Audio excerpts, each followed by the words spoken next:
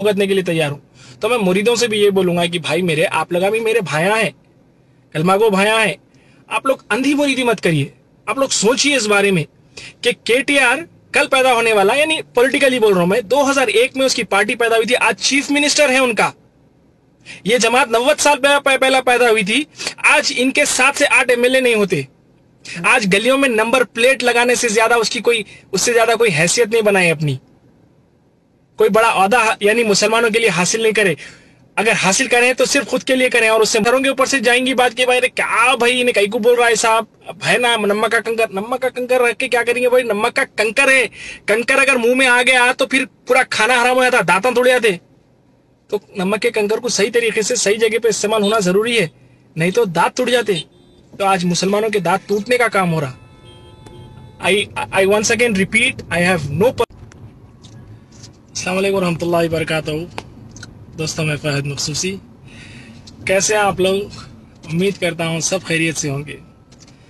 तो बहरहाल लाइव आने का मकसद ये था, कुछ मेरे अपने ओपिनियंस, कुछ मेरे ऑब्जर्वेशंस और कुछ मेरे एक अच्छे दोस्त हैं उनके ऑब्जर्वेशंस मैं आप लोगों के बीच में रखूं और आप लोगों को बताऊं कि यकीन मानो हैदराबाद के गयूर मुसलमानों पे अफसोस भी होता है, रहम भी आता है, और अल्लाह से दुआ है मेरी कि अल्लाह उनको इन हालात से निकाले और एक बेहतर मुस्तकबिल की तरफ जो है ना उनको लेके आगे बढ़े।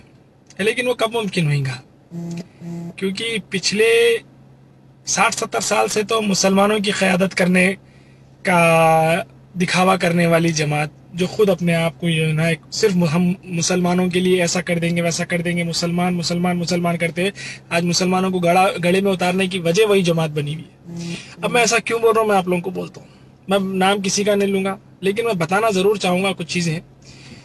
जैसे कि आज देखिए मक्का मस्जिद में बम ब्लास्ट का दिन है, ठीक है, और उस बम ब्लास्ट के बाद कई मुसलमानों को झूठे केसेस में फंसाया गया, कुछ रिहा हो गए, कुछ बेचारे जो है ना बहरहाल ज़िंदगी भर परेशान रह गए। और इसके अंदर ये मुसलमान क़यादत अपना क्या किरदार अदा करी, हम और आप बेहतर जानते हैं। उन मासूम मुसलमान बच्चों को बचाने में क्या किरदार अदा करी, हम और आप बेहतर जानते हैं। उस मस्जिद के अंदर होने वाले बम ब्लास्ट के आरोपी जो थे वो छूट के यानी बेकसूर रिहा होकर निकल के चले गए, उसके ख़िलाफ़ आवाज़ कितनी उठाई गई, उनको वापस सज़ा दिलाने के लिए कहाँ कहाँ अपील किया गया, ये हम और आप बेहतर जानते हैं। लेकिन मुसलमानों की रहनुमाई हम करते रहेंगे, यानी झूठे जो है ना वलवले वावले मचाते रहेंगे, ये जमात का अपना नारा है। आज शोक मनाने का दिन था और आज यानी क्या बोलते हैं सेलिब्रेशन मनाया जा रहा है। इब्तदाई सदरों के घरों पे नेम प्लेट्स लगाई जा रही हैं। अब वो मनसूबाबंदी के तहत हो रहा है या तो फिर वाकई कोइंसिडेंस है, नहीं मालूम, कि लोग मक्का मस्जिद के बम ब्लास्ट को ना याद करें और ताकि इसके जश्न में मुलविज़ रहें और हम अपने इब्तदाई सरदारों को कितनी अहमियत देते हैं हम ये बता के जो है ना जमात के अंदर लोगों की वाहवाही बटोरे। अब ये ऐसा कुछ मंसूबा है, नहीं मालूम। लेकिन एक बात मैं और एक बताना चाहूँगा, ये भी कोई उतनी ज़्यादा अहमियत के हामिल नहीं है, लेकिन अहमियत के हामिल अगर कोई बात है तो आप पॉलिटिकल डिफरेंसेस, आइडियोलॉजिकल डिफरेंसेस और बहुत सारे डिफरेंसेस हो सकते हैं मेरे टीआरएस पार्टी को लेके, लेकिन KTR is an inspiration. Trust me, KTR is an inspiration because एक मिनट, कौन कॉल कर रहे हैं? तो आज केटीआर जो है ना दुनिया भर में घूम रही। ओके, मानता हूं कि उनकी एक मिनिस्टर पोजीशन है, इस वजह से उनके पास ये पावर, ये अथॉरिटी हासिल है कि वो कभी अमेरिका चले जाते हैं, कभी बेल्जियम चले जाते हैं, कभी यूके चले जाते हैं, कभी फला चले जाते हैं और जाके इंडिया के अंदर जितने ज्यादा हो सकते हैं खासकर तेलंगाना में स्टार्टअप्स लेके आने की कोशिश करते हैं, ठीक है।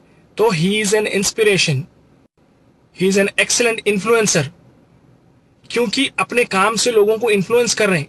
I never like this party, but उनके काम की वजह से मैं उनकी तरफ बहुत ज्यादा मुतवज्जो हो रहा हूं। यही काम अगर हमारे मुसलमानों की रहनुमाई करने वाले सदर इसका अगर 5% भी कर लिए होते तो आज मुसलमानों का कितना भला नहीं हो सकता था। सोचिए आप लोग, जितनी टीआरएस पूरी पार्टी की उम्र है उससे ज्यादा हमारे सदर साहब का जो है ना पॉलिटिकल करियर है। वो 94 में पहली बार एमएलए बने थे और इख्तिदार में, यानी इख्तिताम में आई थी टीआरएस पार्टी 2001 में।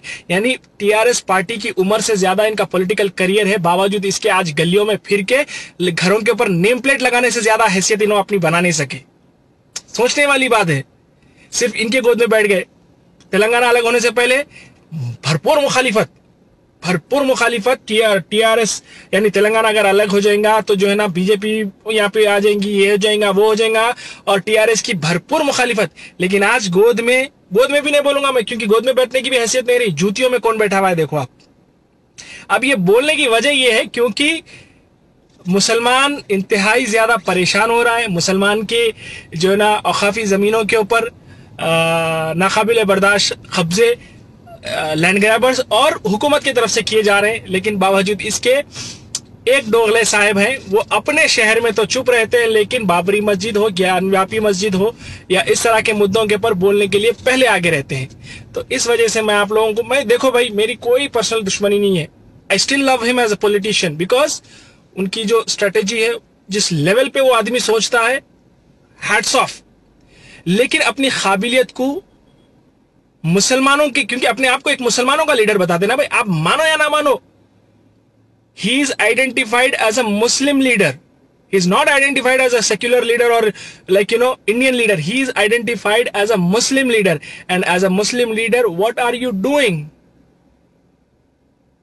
क्या आप अपने रिस्पॉन्सिबिलिटीज को पूरी कर सक रहे? आप सिर्फ अपना नाम, अपना ओहदा, अपनी शोहरत, अपना ही जो है ना पावर बढ़ाने के चक्कर में, लेकिन मुसलमानों को कितने आगे बढ़ाया? मेरा कोई पर्सनल वो नहीं है भाई। इवन मुरीदा भी आते होंगे, अब यहाँ पे भी आके गालियां देते हैं। मुरीदों को भी मैं ये बोलूंगा कि भाई, मैं भी कल तक मुरीद था, लेकिन मैं जब ऑब्जर्व करने लगा कि इनके वजह से कौम को क्या फायदा है और क्या नुकसान है, उसके बाद मैं सवाल करना शुरू करा। I never question him on his personal assets, या पर्सनल उनकी लाइफ में क्या हो रहा, उनके कितने बीवियां हैं, उनके कितने बच्चे हैं, उनके बच्चे क्या कर रहे हैं, बच्चे कौन से स्कूलों को जा रहे हैं, किसके साथ क्या चल रहा। I never question on that. मैं सिर्फ क्वेश्चन कर रहा हूं तो पब्लिक रिप्रेजेंटेटिव की हैसियत से उन्होंने अपने जिम्मेदारियों को कितना निभाया है, उससे हटके अगर मैं कुछ क्वेश्चन कर रहा हूं तो आप मेरे ऊपर जो दफा लग सकती है वो दफा लगाइए, और मैं सजा भुगतने के लिए तैयार हूं। तो मैं मुरीदों से भी ये बोलूंगा कि भाई मेरे, आप लगा भी मेरे भाया हैं, कलमागो भाया हैं, आप लोग अंधी मुरीदी मत करिए। आप लोग सोचिए इस बारे में कि केटीआर कल पैदा होने वाला, यानी पॉलिटिकली बोल रहा हूं मैं, 2001 में उसकी पार्टी पैदा हुई थी, आज चीफ मिनिस्टर है उनका। ये जमात 90 साल पहला पैदा हुई थी, आज इनके 7 से 8 एमएलए नहीं होते। आज गलियों में नंबर प्लेट लगाने से ज्यादा उससे ज्यादा कोई हैसियत नहीं बनाई अपनी, कोई बड़ा ओहदा यानी मुसलमानों के लिए हासिल नहीं करे। अगर हासिल करें तो सिर्फ खुद के लिए करें, और उससे मुसलमान कौम के लिए क्या मतलब मैं बोल रहा हूं, शायद ये आप लोगों के सरों के ऊपर से जाएंगी बात की, भाई क्या भाई इन्हें कहीं को बोल रहा है साहब, भाई ना नमक का कंकर रख के क्या करेंगे भाई? नमक का कंकर है, कंकर अगर मुंह में आ गया तो फिर पूरा खाना हराम हो जाता, दांतों तोड़ जाते। तो नमक के कंकर को सही तरीके से सही जगह पे इस्तेमाल होना जरूरी है, नहीं तो दांत टूट जाते। तो आज मुसलमानों के दांत टूटने का काम हो रहा। I once again repeat, I have no personal grudge with him. आप लोगों को मैं नाम नहीं लिया, लेकिन आप लोगों को अंदाजा हो गया होगा मैं किसके बारे में बोल रहा हूँ। I still love him as a politician, क्योंकि उस बंदे की नॉलेज, उस बंदे की काबिलियत शायद बहुत कम पॉलिटिशियंस में है पूरे हिंदुस्तान के अंदर। उसकी वजह से हम उनकी रिस्पेक्ट भी करते हैं, लेकिन उस काबिलियत को, उस नॉलेज को किस लेवल पे और किस लिए इस्तेमाल किया जा रहा, वो बहुत इंपॉर्टेंट है। तो बहरहाल यही बोलना चाह रहा था भाई कि आज केटीआर दुनिया भर में घूम घूम के हैदराबाद के लिए स्टार्टअप्स लेके आ रहे हैं, बिजनेस लेके आ रहे हैं, फॉरेन बिजनेस लेके आ रहे हैं, and hats off to him.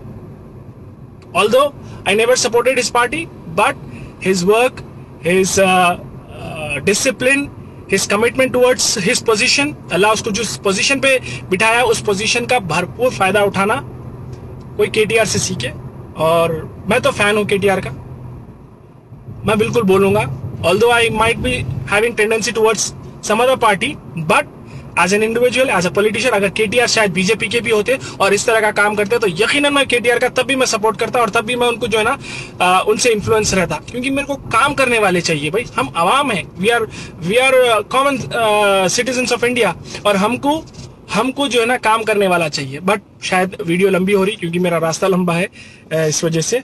तो बहरहाल मैं अपनी वीडियो को कट शॉर्ट करता हूँ। बस यही बोलूँगा कि भाई सदर साहब से हमारी कोई दुश्मनी नहीं है, लेकिन सदर साहब आज गलियों में नंबर प्लेट लगाने से ज़्यादा अपनी हैसियत बना नहीं सके, और उनके सामने पैदा होने वाली पार्टी के मिनिस्टर्स हो जाएं या तो फिर उनके सामने चीफ मिनिस्टर बन गया और पता नहीं कहाँ कहाँ पहुँच जा रहे हैं। देखिए आज हैदराबाद को कहाँ से कहाँ पहुँचा रहे हैं। हम मुखालिफत करते हैं तो बस इसलिए करते हैं कि भाई मुसलमानों से किए वादे पूरे नहीं किए गए, जैसे कि 12% रिजर्वेशन हो गई की बात हो गई, एयरपोर्ट पे मस्जिद नहीं दी गई, जुडिशियल पावर नहीं दिया गया, वक्त के प्रॉपर्टीज को सिक्योर नहीं किए जा रहे हैं। तो इन चीज़ों के ऊपर हमारी मुखालिफत है। अदरवाइज अगर आप देखें in general category, TRS is doing excellent, I can not deny that.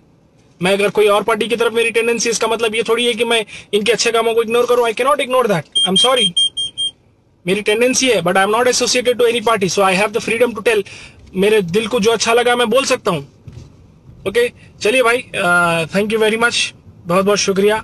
उम्मीद है आप लोगों की बात थोड़ी सी समझ में आएंगे। मैं मेरे मुरीद भाइयों से भी मोहब्बत से बोल रहा हूँ, प्यार से बोल रहा हूँ कि आप लोग समझिए कि हम कहाँ तक पहुंचे और कहाँ तक जा सकते हैं। Thank you very much.